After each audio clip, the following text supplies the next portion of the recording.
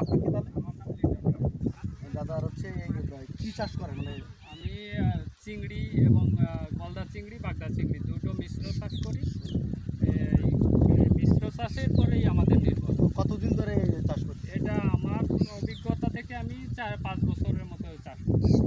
ইয়ন ফিশগুলো আর কি এই বছর প্রথমেই ব্যবহার না করেন? না না, আমি এটা ব্যবহার করছি আর 3 বছর। আমি 3 বছর আগে থেকে এটা ব্যবহার করে আসতেছি।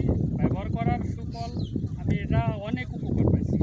মানে চিংড়ির গ্রোথটা এতে এতটা দ্রুত বৃদ্ধি পায় যে আপনি যে ব্যবহার করেছে সেই বুঝতে পারবে যে কতটা গ্রোথের কন্ডিশন। আপনার ব্যবহার না করলে এটা বোঝা যাবে না। যারা নতুন করে চিংড়ি চাষ করতে আছে যেমন বাগদা এবং গলদা, তাদের বিষয়ে কিছু বলুন। আমি বলতে চাচ্ছি যে এই ইয়ন ফিশগুলো এমনই একটা প্রোডাক্ট আপনারা সবাই ব্যবহার করেন।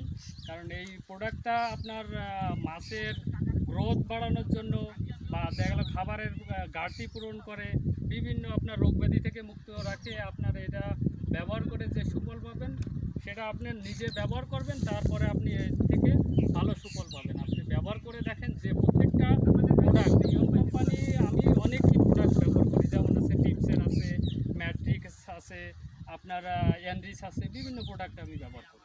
এটা আমার প্রতিনিয়ত মানে আমার ডোজটা আমি 15 দিন বা 25 দিন বা 1 মাস অন্তর অন্তর আমার একটা ডোজের পরে একটা ডোজ আমি কমপ্লিট করতে থাকি।